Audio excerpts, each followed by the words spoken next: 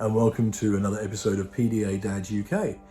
In this episode, I am interviewing a gentleman by the name of Ben Oldroyd. He's an amazing autistic gentleman who has basically gone about setting his life to help other people who've been through the same challenges that he's faced with his autism. He works with autistic people, he works with people with mental health issues and with challenging behaviours. And what he's done is take his autism and use it to be a real positive in his life and a positive in other people's lives, which you've just got to respect. It's part of a series which I'm sort of starting on the basis of actually asking actual autistic people. And I found for my daughter, when I have had challenges in the past and I haven't understood things, being able to reach out to autistic people and get their feedback has been incredibly beneficial. It's helped me to help my daughter, but it's also helped me to understand where she's coming from and not to worry about things that could be real issues. I think, I spoke in the last episode about the hearing voices. Being able to reach out to autistic people when you've got an autistic child is a real goldmine of information and help that you can get. So, no further ado, please welcome Ben Oldroyd. So, hi Ben, welcome to PDA Dads UK. Can I ask, first of all, can you just introduce yourself and tell me what you do? Yeah, so my name is Ben Oldroyd, also known as the Rambling Autistic. I create content for social media for books at the moment. I'm writing a couple of books. I'm a deputy manager of a care home for challenging behaviour and autism and learning disabilities. Also in there, some mental health. Obviously, it's all kind of comes under the same umbrella. I've worked with learning disabilities and autism, mainly challenging behaviour actually, for the best part of 9 years. I've done work in medium secure unit. So I've done a very large spectrum of things within this field. Obviously, I'm autistic myself. I've got Asperger's syndrome. A couple of things alongside that. The recent one was depression that came in. Suffered depression for a couple of years. Very unaware of it, as most people are with depression. I had no idea. Lots of people told me I was. Nah. Turns out. So yeah, going back to everything, that's pretty much me. And I'm just here to answer questions and whatever about autism and anything else. That's amazing. It sounds like you do, and to be honest, you've got a perspective that very few people have, because not only are you autistic yourself and on the spectrum, but you're working with people on a daily basis that have these things. So you're presented with a really wide variety. I mean, if anyone's going to understand the concept of the spectrum, so to speak, it's you are going to be that man. Yeah, it gives me a fantastic, absolutely phenomenal knowledge, and it's just amazing, just absolutely amazing to see how it affects other people. I really enjoy that aspect of it. I like to see how it affects other people, not because it's affecting them, obviously it's horrible, but obviously everybody's different with autism, as everybody is as a person. It affects everybody in different ways. Personally, I think some of the things that I've been given is fantastic. Others not so much. But just to be able to see other autistic people and how they handle things and how they have the different effects. And when I get certain symptoms, obviously I can, symptoms. Traits or characteristics that come from having that autism as part of who you are. Yeah, that's probably a better description. Yeah, so to be able to see how another person with my traits and everything handles the situation and how it's just affecting them differently. I've got no concept of hot or cold. I can touch a pan that's come out the oven. it just doesn't affect me. Obviously, it still burns, everything else. I get shiny fingers, that's how I know I've touched something too hot. But it's basically your brain's processing pain differently to how it would for myself as a neurotypical person. Oh, massively. I Yeah. chat about it in 3 different places, and I thought I had an achy shoulder. So my concept of pain and everything else is just completely warped. But then I work with other people that are way the other side of that, you know, a pinprick and need morphine. That's really interesting because I think I've talked a few times about it. Really, I look at there's always 2 sides to a coin. So you can have the same issue, which is sensory processing, obviously, in this case. One side, you've got the hypersensitivity to it, where everything is overwhelming. Yeah. But you've got the other side of it where it's just completely numbed. And so how do you deal with that? Because obviously you would have to make some adjustments in how you live to ensure you're not going to really injure yourself. There's all sorts that I do. There's a lot of things that I don't necessarily even notice that I do anymore because I've done them for so many years. But it's like even things like, we'll go back to the oven scenario. So if I'm taking something out the oven, I haven't used oven gloves in about 7 or 8 years now. And it's just because I forget. Shocking memory. Obviously, it's one of those traits. So I just forget, or I'll put it on the opposite hand and lift of the oven with the hand that's ungloved. And I don't like the fact that oven gloves, you know, I've got relatively large hands. Oven gloves get stuck, and then I'm stood there, as we all do, doing that stupid wax, trying to get your oven glove off, and it's just that really small things like that tend to frustrate me. Yeah, and there are so many practical solutions out there. They don't always have to have that, you know, autism tag or sensory tag that drives the price up. I read on one of the posts you did, and what really piqued my interest in what you had to say, and I guess the way you speak from your own experiences, was you talked about the burning in the brain, like what it's like living with autism every day for yourself. Can you go into that in a bit of detail, what that it means and how that affects you and what it is to you, I guess? Yeah, so it's like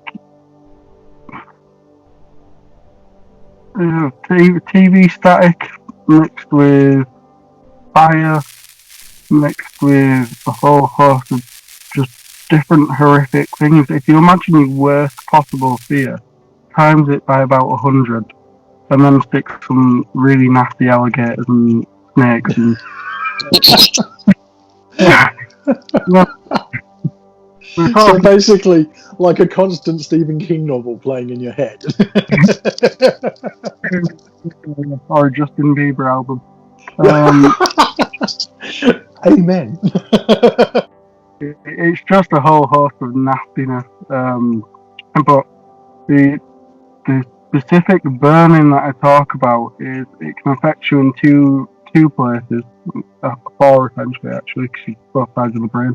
But you've either got these 2 parts here, so like just past your temples, or for me personally, and with people that I've worked with, I see a lot of the same sort of signals that make me think that that's the same thing. But it's like you know, everybody's had stress headaches and you get that tightness, and yeah, we get the tightness and the kind of bulging, and it's just like a really intense squeezing pressure, and that pressure comes from this vibrating and burning and buzzing that kind of here. It's like the center of your brain is just on fire, and you know when you get anxious and you start doing the leg shaking and start doing the tapping and the switching. I do that, which I'm neurotypical, but I stim. I shake my wife hates it because it drives her nuts. But yeah, I get that, so I actually understand that one from the inside of it. I love it. It's fantastic. When you get that burning energy to do that irritant, you know, I need to do something. What is it? What do I do? And that's the problem. What do? You don't know what to do. So that builds, and for people with autism, that tends to build a lot faster. So you've got an accelerated rate of that anxious. What do? I need to do something. A bit like when you're in a panic, when somebody's been hurt and you sat there thinking, what can I do? What your brain starts racing in a sense, and yeah, you go in your brain's going 1,000 miles an hour, and all these thoughts are just pinging and pinging and pinging. It's for the thoughts. It's very much like a PowerPoint presentation. When the words pop up on a screen. Well, you got all those poppy uppy words, and they could mean absolutely nothing, no relevance to today's events at all. Spinning around up there, and we've got to try and grab them to make a sentence because somebody's asked us what's wrong, and sometimes we just don't know. We just don't know. That overwhelming build takes hold, and when it takes hold, you just get this horrible TV staticky burn thing that it just drives you, and that adds to the whole what do I do? What can I do? And then that in itself just pushes you over the edge. I've noticed with my daughter, when she's in that space, if she's particularly, usually as we're ending a meltdown or as it's peaking, she starts the hitting on her face. And you mentioned in what you wrote, you said that's sort of like a physical response to that pressure in your head. How does that come about? How does that feel for you? I mean, you just hit the nail on the head where you hit, heart pressure. I like to use sort of my wrist. And what it does is it numbs it off. So that buzzing and that burning, it extinguishes it instantly, but for a few seconds. Yeah, so it's a temporary solution, but what else do you do when you're in that mode? I guess it's like you've got to do something. So there's that need. I mean, we've all seen videos on YouTube, on Facebook, or anything like that, where some of these barbecues set the fence on fire. Well, you found the fire, but somebody gets a hose pipe in between waiting. It's just a hose pipe on the barbecue just to kind of numb it off just for them few seconds until somebody else can come along and take control. That makes so much sense. It's the thing you can do at that point to relieve that pain and hopefully get a few seconds. There is no rationality. There is no rational for my actions. Or not always. You are a complete different person in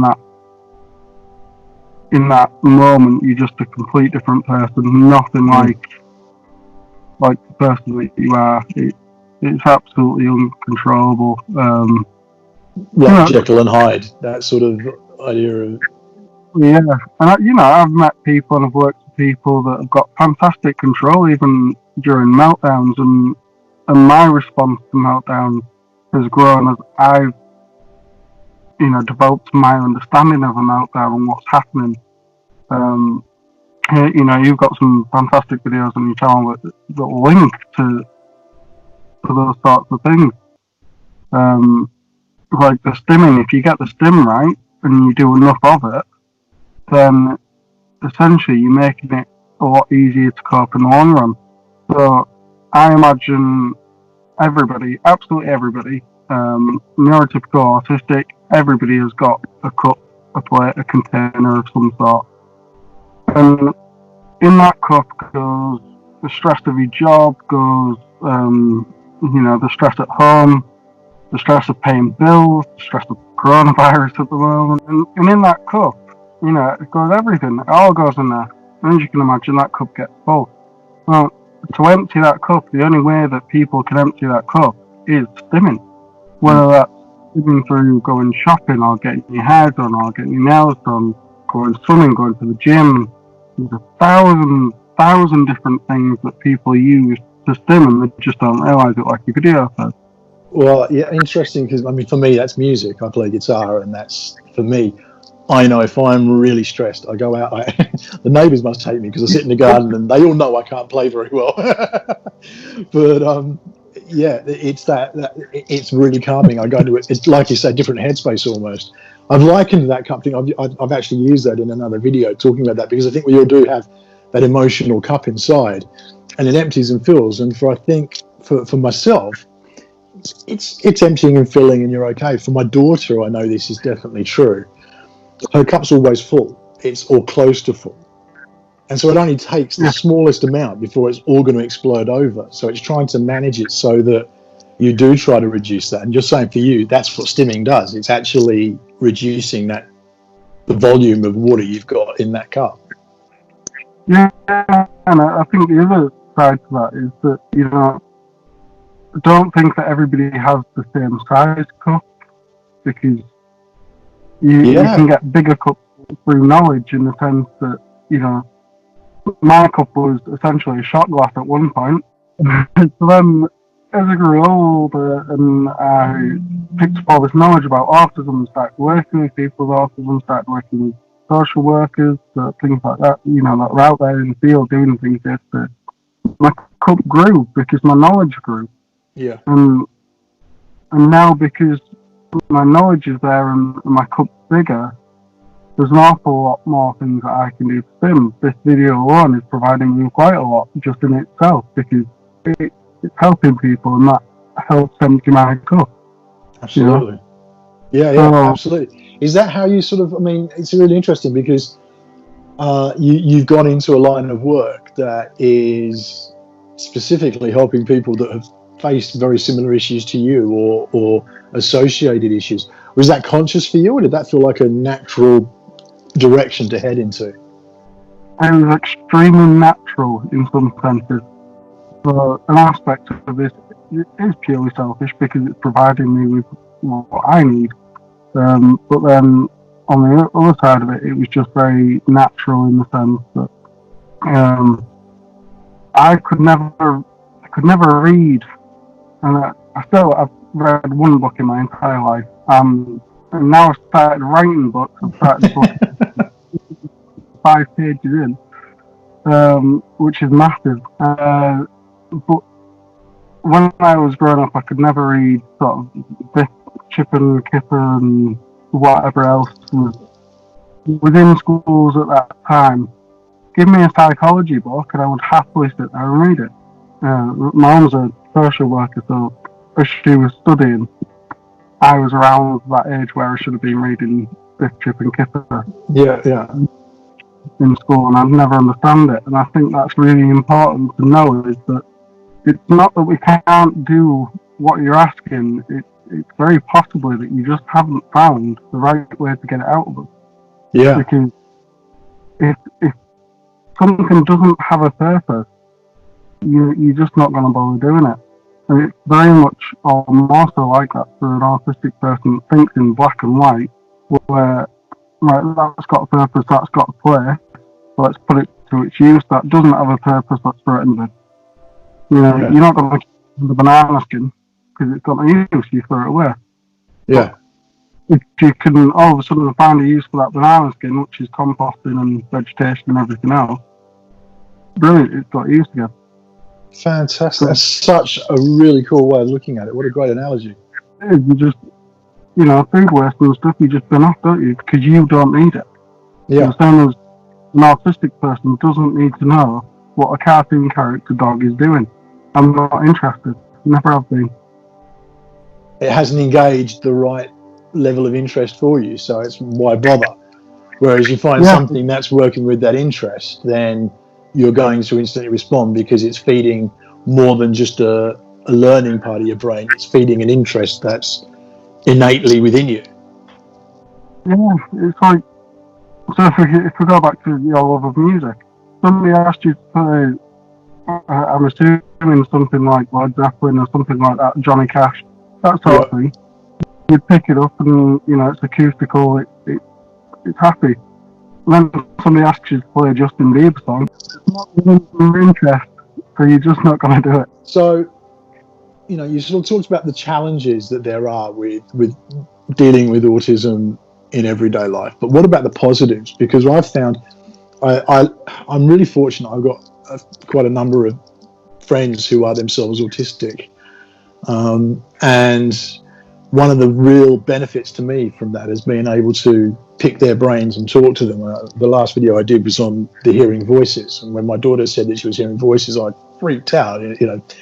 Calm on the surface, my legs were paddling away like, what am I going to do about this? This is, But having spoken to some autistic friends, they were able to explain, oh, we get them. And it was like three out of four of them were saying, yeah, we get that every day. You just learn to live with it. And they explained it to me in a way that really made sense. I find talking to guys like yourself, one, it completely destigmatizes autism because you realize, you're just a good bloke. There's no more to it. But I also find it really helps me to understand where my daughter's at or aspects of my daughter's life. How does it affect you positively? What are the things that you've been able to find that you've been able to use from autism to progress your life, progress your work, progress your happiness? Yeah, that's, for me, my career is an absolute massive positive because I get to work and help so many people. As I previously said, that provides me with great things. There's also other aspects that I really enjoy, like I really, really like certain smells. And it's not just a like, it's a like, I almost need that in my life. I need those certain smells in my life to tell me that, the smell of the streets and stuff aren't always going to be there. Or the smell of candles in boots isn't always going to be there. There's also, like, I've made some great friendships, just through curious people. And they always say when you're going through your hard times that you're going to find the friends that stick around. My life has very much been a hard time with coming to terms with autism. And you find that the friends that are kind of around me are the ones that have always just accepted the autism, or they've just had something about them that just makes it dead easy. Just they're not challenging fear around. They don't expect the inherent, like when you talk to somebody in the street and they expect you to keep a certain distance, they keep a certain distance, they expect that you finish a sentence in a certain amount of time, you can't veer off in any direction, you've got to maintain eye contact, and sometimes, to be honest, small talk just absolutely, I don't understand it, it bores the life out of me. And yeah, some of my friends and stuff just get that, and they don't push it, they're not bothered. So that's fantastic. And some of the other great gifts have been given. There's all sorts that you do that other people don't necessarily see that you would be getting joy from it. If a kid sat at a computer and he's clicked the back button on YouTube 50,000 times, but knows exactly what web page he's going to stop on, it's providing a hell of a lot of joy for them. So, I think that's a point that's missed a lot. Sometimes it's something I had to come to terms with, is the idea that I think you start by projecting your own desires and wishes onto your kids. Well, I'd be happy if I had loads of friends and they were all inviting me over for parties. But that's not necessarily what's going to bring them joy. And we can sit there and watch them as they're in their own little world playing and think, they need more of life. But for them, that's heaven. They're in their happy place. And you're sort of learning to accept that it's just that their idea of joy is different to what mine is. Yeah, hugs are a massive one. A lot of people love hugs. A lot of people do. That's absolutely fine. I don't necessarily enjoy hugs. Yeah. But obviously, it's one of those things that as a parent, you kind of, they must need a hug, Yeah. They must need a hug. But no. I'm fine, I've got used to hugs and with certain people. Yeah. I enjoy a hug, So it's also it's important to bear in mind that we may not like something now, just as everybody, but in time it may come. Yeah, that's fascinating, and really interesting sort of aspect to it. And I've one of the things that I've looked at, which I probably will talk about in a later episode. It's associated with religious stuff, but the actual concept, regardless of what you believe, I think is really good. Is that there's the 5 love languages, and you've got touch, you've got words of affirmation, you've got gift giving, you've got a couple of others which I can't think of right now. But the idea is that we all process love in different ways, and sometimes learning that someone's love language is different to yours really helps, because they might not think you're giving them love because you're just not communicating with them in their love language. And I think it's really important that there's the other side of that as well, that if you're communicating in a language that's not their love language, they might be actually stepping back from it because it's uncomfortable for them at some level, and learning to understand that. I think that's really cool. Yeah, I mean, obviously, me and my mum now have we've always had a very open relationship, but we very often talk about, her feelings when I was a child and my responses, things like that. And that also gives me a great perspective on the issues that we talk about. But, she's mentioned in the past that you do just kind of feel like they don't love you at times, but and then I've given my perspective of, well, no, you did this, this, and this. And for me, that's what I perceive as, well, not what I perceive as love, but it's that affection. I'm still getting the affection and things. Yeah.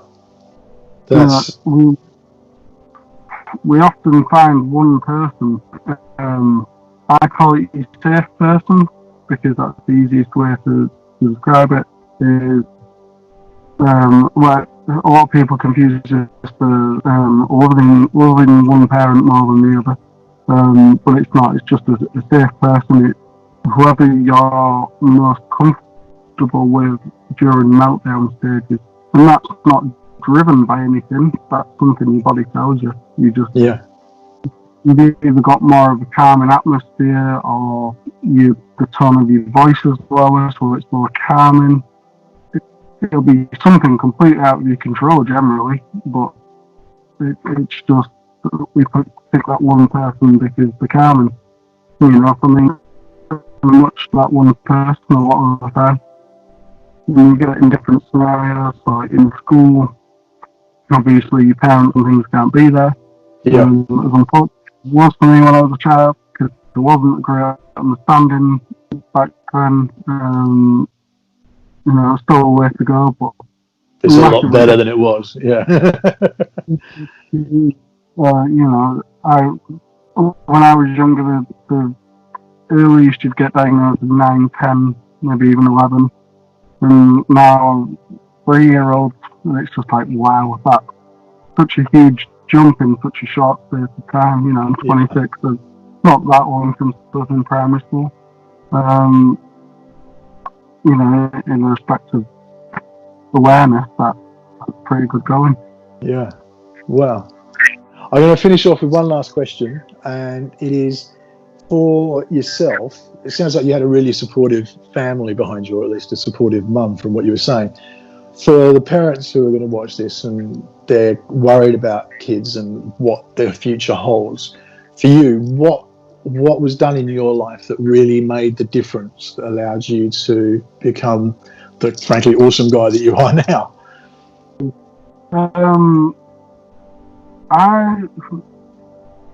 My mum was on her own. I had her and my granddad. My granddad was a massive help. He's my calming atmosphere, and I'm now his double. He's very much the safe person in a lot of circumstances. He was the one that pinned me down. Because sometimes we need that. Yeah. Or I certainly did. I needed that pressure. And I guess just I wasn't treated any differently. In, in the sense that if you want something in a shop, then you have to go ask somebody if it's not on the shelf. Yeah. Well, there's a lot of things there. There's the social cues of having to go find somebody in a shop. Directions are an issue. Actually talking to the person, remembering what you want. There's all sorts that you just wouldn't think of. What if they bring the wrong fruit, thinking it's a good suggestion? Yeah, there's absolutely all sorts that could cause issues there. But I was made to go ask. I absolutely hated eye contact. I'm still not a great fan now. What I do is I look just under the eyelid, and as you're in a conversation, even on a video chat, it happens, where you will break to look at something as I just did then. I broke to look at something while I'm thinking. Yeah. And when that person to think, that gives me a chance inside to go, oh, and then come back to it. That's brilliant. Happens naturally now. Years and years of practice, but I was never allowed to shun or hide behind the autism. I'm autistic, hindrance at times, absolutely, but will I let it be an excuse? No, I will not, because you wouldn't let depression be an excuse. Yeah. You wouldn't let people in wheelchairs. We built wheelchair ramps. There's always a way around. Always. It's just how long it will take to get there and what you do in the meantime. And I feel like there's a lot of pressure put on parents, just a lot of societal pressure. Education system reaching certain targets and stuff like that at certain points. Yeah, that's it. Putting targets in it, it's like, there doesn't have to be targets, and you don't have to feel terrible thinking, there's a lot of parents that sit there, and I'm sure you'll be aware, you sit there and you think, have I made the right decision? Is this right? Do they go to a special school or do they go to mainstream? Don't feel like that you've ever made the wrong decision just because it went wrong.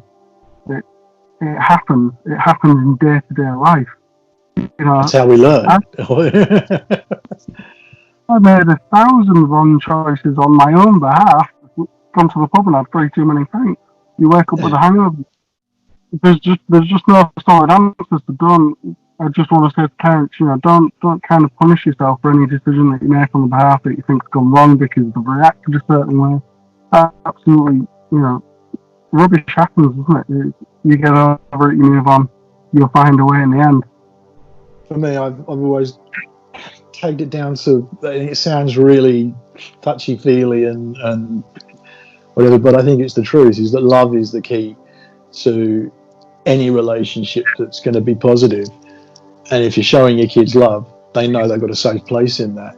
And so it does give you that freedom and that space to make mistakes and learn, because you're still in a position where you're doing it from a loving perspective, and you're always going to look back on that and it wasn't the right decision, but it was made for the right reasons, and to bring it back to that love every time. Yeah, and if you make a wrong decision, you can always change it. Even like if you look at the mainstream schooling thing, the argument whether it's mainstream or STEM, it can be changed. It's not a solid set decision just because you've made it in wherever. My analogy is life is Lego, and you can sit there and be upset that it got knocked over and all fell apart, or look at it as an opportunity to rebuild it even better. And if you look at life like Lego, it's a much easier place to be. Mate, thank you so much for taking the time. I've got so much out of this for myself, and I know that people watching are going to do just the same. So thank you very much. No problem. I've enjoyed it. Thank you.